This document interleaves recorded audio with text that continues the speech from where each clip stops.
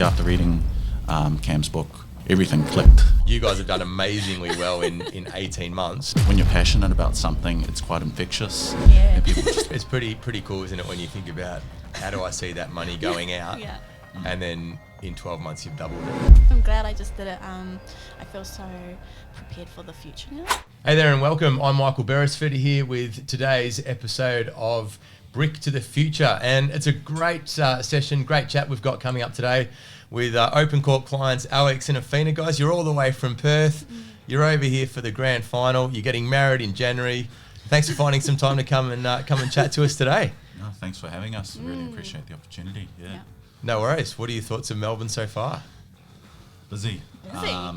Plenty food places, so we Yeah. love it. You foodies? We love food. food. So Yeah, who doesn't? Main Yeah. reason to travel. Yeah. Awesome. Sounds good. And it's your first footy game that you've just gone Yeah. straight to the top and you're going to the grand final. What better definitely. game than the grand final, right? Indeed, Yeah. indeed. You obviously don't support either Geelong or Brisbane. Have you got a favourite who you're going to be cheering for, or are you just going to go and appreciate the footy? Just appreciate the footy Yeah. and just take in the atmosphere, I guess. Yeah. It'll be electric, 100,000 packed house Yeah. at the MCG. It's our pleasure to be sending you guys. You're obviously great supporters of OpenCorp, and as we go through the chat today, I'd love to unpack. Not everyone talks about money. Not everyone talks about investment. You guys are obviously really proactive around that. Yeah. So I look forward to kind of getting into that. But maybe if we start with you guys. You're young, you're under 30, you got a little one. What was your view of money kind of growing up, and what kind of education did you have I don't around think it? there was very much education. I think it took us moving to Perth to really understand yeah. we needed some sort of financial literacy to get ahead. Yeah. Especially when money was tight in New Zealand. Yeah. Moving across and then suddenly just jumping up in terms of income, we really needed to figure out how we're actually going to manage that money. Yep. And one of those ways was being able to talk to each other openly, and even with our friends, getting ideas, bouncing them off them. Yep. Yeah, really helped us out Yeah. to get to where we are now. Amazing. Yeah. So there's a couple of things in there I'd like to unpack. So you mentioned your friends. Had they had some kind of financial background, or what was the draw to talk to them? I think it's just some of our friends and family had done quite well in terms of their jobs, and because we never really talked about how to save money and stuff like that, we really needed to talk to others that We're already investing, I guess. investing or Yeah. managing their money really well, because obviously coming into a lot more income, we needed to figure that out for ourselves. Yeah. Yeah. Was the move to Perth purely for work, or was it for another reason? Pretty much yeah. Work. Yeah. Pretty much for the money. Yeah. We did have family there, or we do have family there, but mainly for the money. Yes. Yeah. Yeah. Better lifestyle for us Yeah. and our son. Yeah. Yeah. Yeah, great. How old's he? He's 7. Cool. Yeah. The fun age. He is. I've got a couple of boys. They're a few years older than your son, but it's action packed. Yeah. Wait till he gets into the sport and stuff. And you think your life's busy? It's a whole nother level. Yeah, You get your Uber accreditation really quickly. But I guess in terms of in investing and money and talking to your friends, it's in Australia. We kind of come from previous generations that never talked about money, and we talk about, as you know, right? We talk to clients about it all day, every day, about the fact that of all of the Australians in the country, less than 10% of them invest in property, That's just crazy. and of the 10% that do, most of them do it in a way where they get stuck on one property by letting emotion come into it. So they head into this journey with all this motivation and enthusiasm and desire to improve their financial situation, only to kind of hit a stumbling block very early and not allow themselves to be able to duplicate. I mean, you guys under 30 have already bypassed that, in terms of what you've been able to achieve. And why do you think it is that, because you're in such a network that kind of talks about this and you sort it out, what's really the benefit, I guess, of having people in your corner that you can share that kind of experience with, because it's not something that everyone does in this country? No, I think it was the same for us. Like our families didn't talk about money No. at all. Not It was at quite all. rude to ask people how much they made or what they're doing with their money. Yeah. So recognizing that when we moved, that to get better at something, we need to talk to people that have done it before. Yep. And I think that's a big thing on OpenCorp. Yep. Talking to experts so they can guide you. It was the same with us at like a friends and family level. Yeah. Yeah. How did you feel with the first one? Oh. Because as you said, we've all been there, right? Yeah. I remember being in Perth, 2003, the first investment in my portfolio is in Perth, right, in Canning Vale. Yeah. And I remember the process and like best decision I ever made, right? Getting started. Yeah. Nerve-wracking. Yeah. As all well. How did you guys feel? I How think did you feel? so Alex was 100% in straight away. He just had this mindset that it was going to work for us, and I was the hurdle. Right. I was the biggest hurdle, I believe, because of how I was brought up. We weren't really, my family didn't talk about finances, all that stuff. I wasn't willing to let that money go, if that makes sense. Yeah, because we Perfect saved sense. up a lot of money, and I was like, I just can't. How do I? We just bought a home. Like, what? I just couldn't We part just with got it. this money. How are we going to spend it straight away? So that was my personal battle. was that? I love that. How did you guys navigate that as a couple? Because we see it so often, right? In any couple, there's what we call a driver and a passenger. Yeah. And I'm generalizing here, but typically the passenger can be, the one who is more nervous, more anxious, less likely to want to push forward. The driver's like, no, we need to do this. I'm fascinated in terms of how you navigated that together. We just kept talking, I think. We just kept talking, and he just kept allowing me to see what it could do for us as a family. So he just kept convincing me to a point. There was just one day I was just like, okay, let's just do it.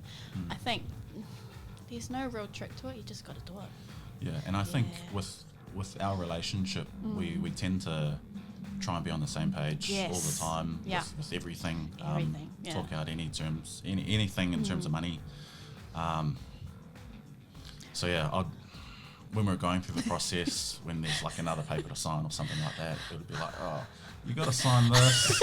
Just take your time. Like feeding me one at I'll a tell her time. about generally what that paperwork is saying, and then I'll come back in 2 days, and she's normally worked it out for herself. Yeah, so he was a big driver for me. Alex, he was able to break the paperwork down for me and actually tell me what I was signing, because I was just it was just a lot for me, but I got there in the end. Awesome. And more importantly, your comment before, Awhina, took me back to, I reckon it was 12, 13 years ago in the relatively early days of OpenCorp. And I met with a couple, and their 20% deposit and costs, believe it or not, was going to be $125,000. Wow. And that money, the way, I've forgotten her name, but the mother, the way that she explained that to me, she just couldn't see $125,000 going out of their bank account. It was too much of a blocker for her. Now, imagine how much they would have made. No. You guys have done amazingly well in 18 months. How does it feel to have been able to take that action and see the result in a short space of time? Honestly, I'm glad I just did it. I'm glad I just did it. I feel so prepared for the future now, and I feel like it's not that hard. It's not that hard to just do it, to just start, really. What do you think holds people back? Me. No. I think the uncertainty, a lot of people might think it's a scam. Or a bit of a gamble. Maybe. Yeah. So probably a lot to do with the same sort of mentality around money. Just not being able to have a long-term view and seeing that if I put in this amount of money, that's going to make me X amount in the future. Yeah. That's probably a big one. They're just looking for short-term gains, so maybe a bit more income through work, getting in a better position, rather than 50,000 in 10 years' time, 500,000 or something like that. Yeah. Talk to me about the cash flow side of things. So with your first property in Perth, when you were making this decision about 18 months ago to invest in that property, Do you remember what the holding costs were going to be approximately, like after rent, after tax? I think it was for the first year around $200 out of our pocket. Yeah. Yeah. And how we looked at that was like, if we were to pay $200 into our savings account or something like that over 10 or even 20 years, we'd only be saving like $200,000, Yeah. you know, Yeah. which is still a lot. That's heaps. Yeah. But in terms of property, we'd be making like 2 million or something like that. you Yeah. know? Made more than that already, Yeah, right? yeah. Yes, see how he's the Exactly. driver? He's just really good at seeing the longer picture. Well, I think Yeah. it's just it's being able to distill it down into Yeah. simple terms. You know, Yeah. not like you said, don't overcomplicate it, just do it. Yeah. Yeah. It's not something that we might be familiar with, but rationally, if you said, well, you can put your cash into something, you can budget $200 a week, and you know you get a much better return on that in a short space of time. And as you guys have been able to do, lather, rinse, repeat, a process that works. Yeah. It's actually very simple, but it's Yeah. very powerful. Yep. It's mainly around mindset. Yeah, Yeah, it is. definitely. Yeah. Yeah. But I would say on that, I think OpenCorp's initial figures were quite conservative. So even though it was saying $200 a week, it's more likely like $50 or something like that. You Yeah. know, so it actually worked out better in the end. And that's Yeah. because the actual rent that you're getting Yep. is well above what we budgeted, Yep. right? Yeah, definitely. Yep. Yeah. And the Yeah. actual interest rate is well below Yep. Yep. what we budgeted. Yeah. So yeah, as we say, you know, if you haven't got $200 a week, you really shouldn't be doing it anyway. Exactly. But as you guys have found, when you see the actuals and you think, oh, hang on, I could hold Yeah. another one for what I was budgeting for just the Yeah. first one. Yeah. That's a Yeah. much better way to Yeah. much better way to start. So you mentioned OpenCorp a couple of times. How did you guys come across us? So my mum and her partner actually had 2 properties with OpenCorp at the time when we first read Cam's book. Right. And, you know, just being able to see someone who's gone through the process and realise it's not a scam, you know, like that was actually quite reassuring. And then Yeah. we did try and look around at other investment companies and stuff like that. But what OpenCorp was doing really sat well with us. So, yeah, we just decided to go through with you guys after reading the book and stuff like that and just getting Yeah. hooked.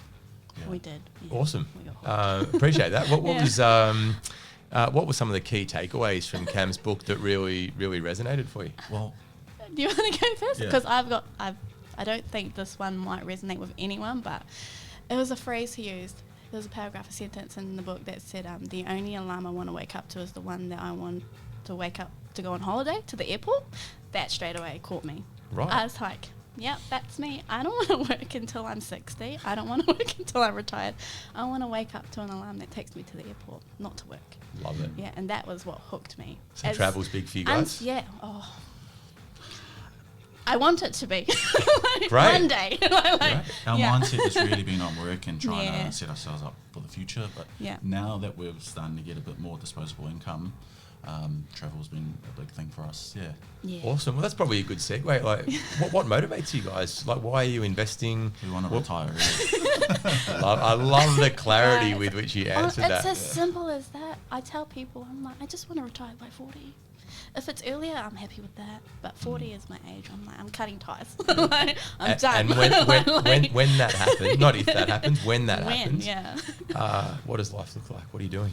Sitting on a beach in the Cook Islands, traveling to Japan every couple months and Yeah. just Just doing living what we life. want to do. cruising. Yeah. Yeah, just cruising. We're quite simple people. We just like to just do what we want to do, and that's chilling.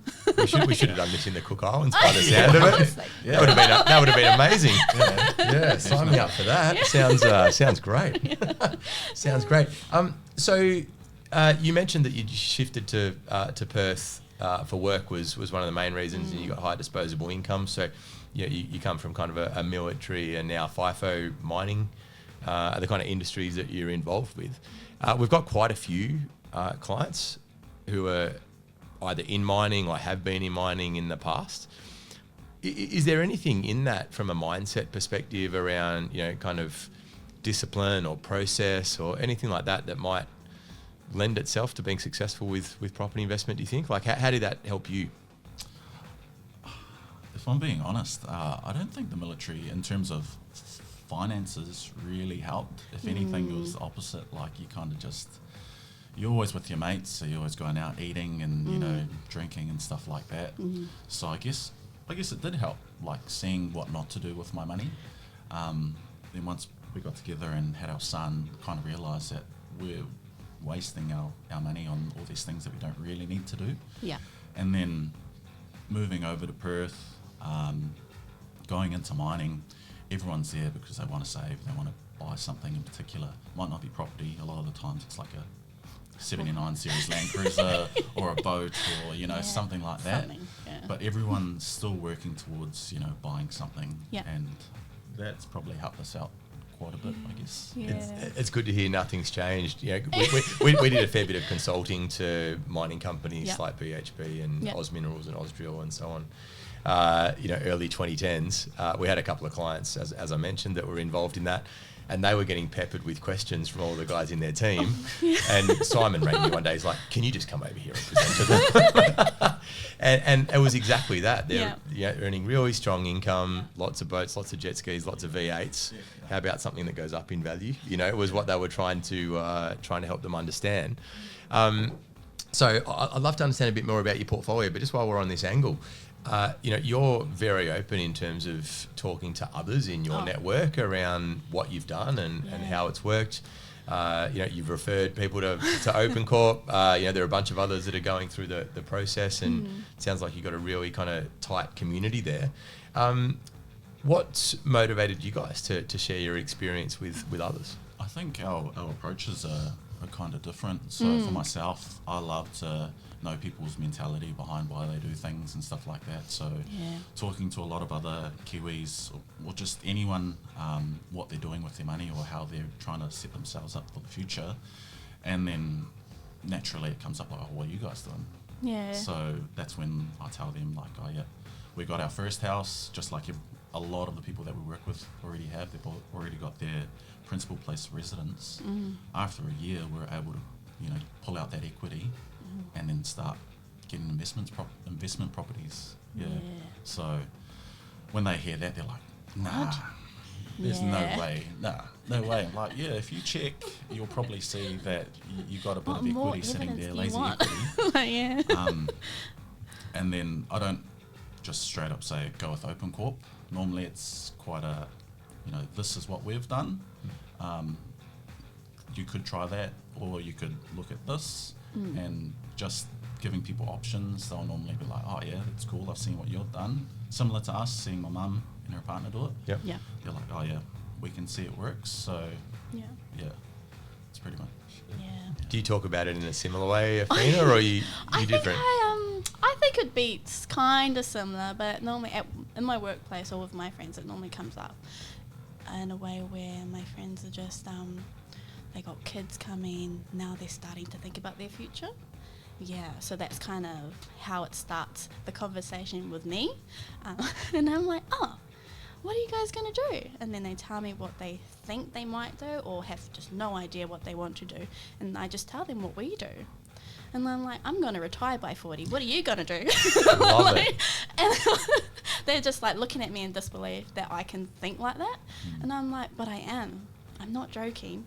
Once they get past the initial disbelief. Yeah. And then they're like, how? How are you doing it? And then I just tell them, I'm like, this is what me and my partner are doing for our son, for us.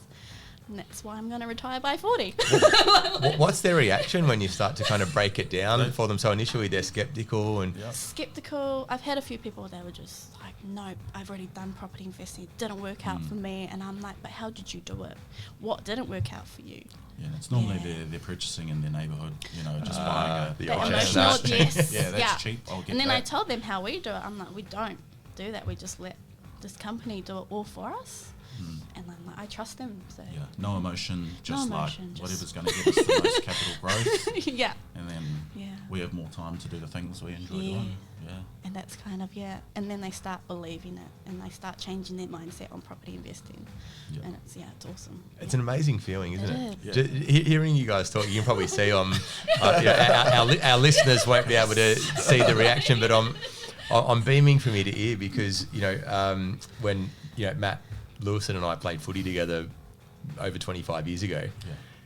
we had exactly the same experience, and that was kind of one of the motivators, you know, along with Al and Cam's personal experience as well, where our mates were kind of coming to us saying, hey, what's this property thing? You still got that property? Yeah, I've still got that one. I got another 2. Oh my God, how did you do that? Yeah. Well, there's this thing called equity.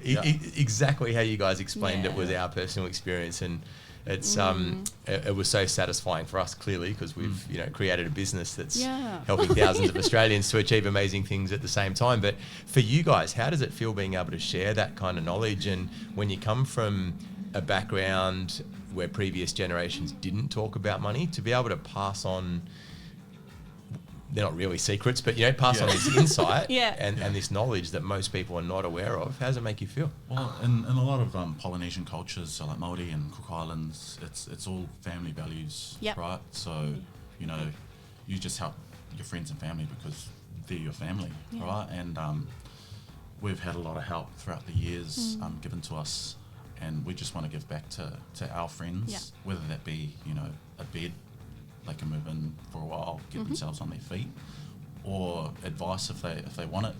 We're never pushing the stuff on anyone, but if they're open to it, we'll normally tell them how we're doing, and they just love it. And I guess you'll probably see with experience, when you're passionate about something, it's quite infectious. Yeah. Oh, yeah, I want to do that. Yeah, I want to do that. Yeah. Yeah, they are like that, eh? Yeah. Yeah, it's great that when I find when you watch, I don't watch the news. Yeah, I just find it's all kind of bad news and negative. When you find something positive and empowering and passionate, it's gravitating. Yeah. So about your portfolio, so you came to us. You got your first property. What did that look like? What was the decision-making process to kind of say yes? Why did you feel that it worked for you? I think a big reason is actually Costa. So 100%, strategist here, he made us feel so comfortable with the decision that there was no pressure whatsoever. If we had questions, he'd answer them, and it was just like, look, if you don't want to do this, it's all good. It's not until you sign the paper that's when the money goes out. Otherwise, there's no pressure. And that made us feel really, really comfortable to be able to talk to each other and make that decision together. Yeah.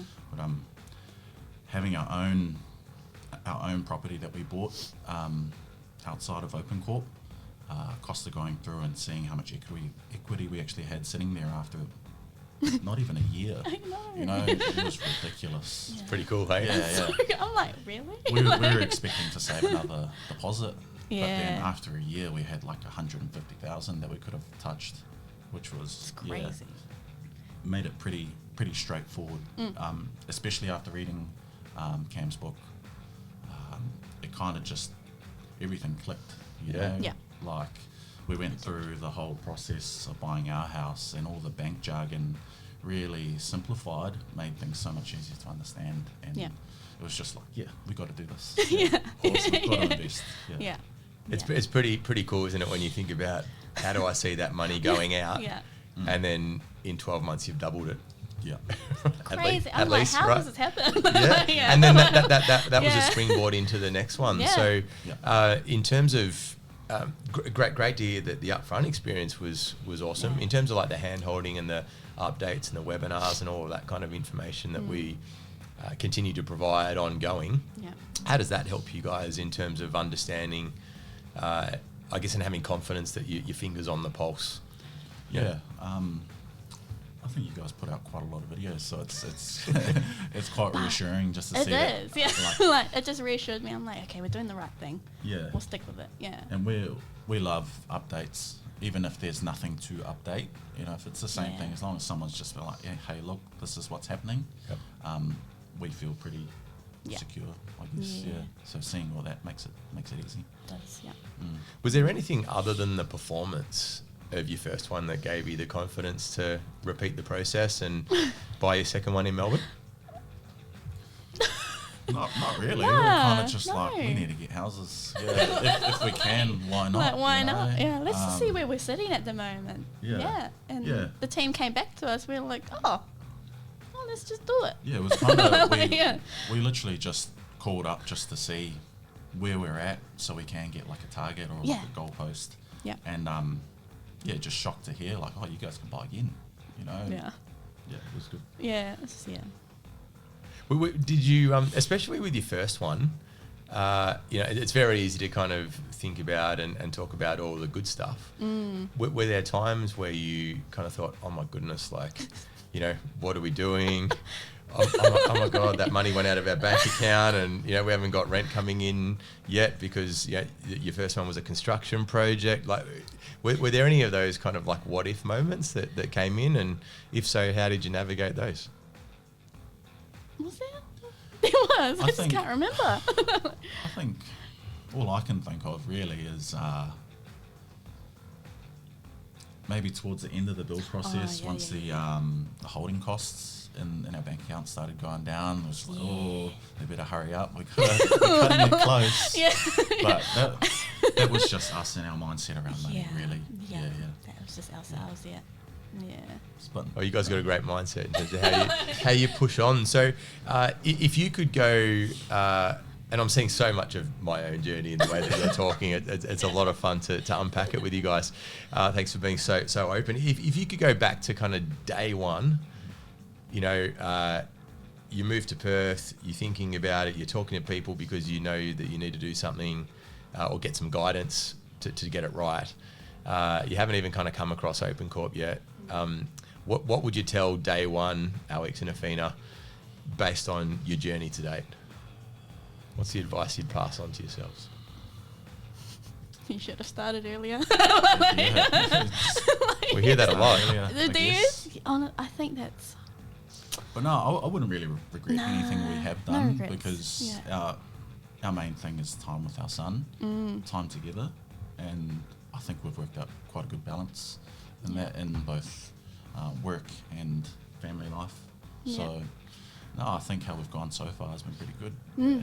Oh, I agree. It's a hard combination to crack. So I guess the confidence that it gives you having a portfolio that's working for you, and you've got some very clear goals in terms of where you want to be, by age 40.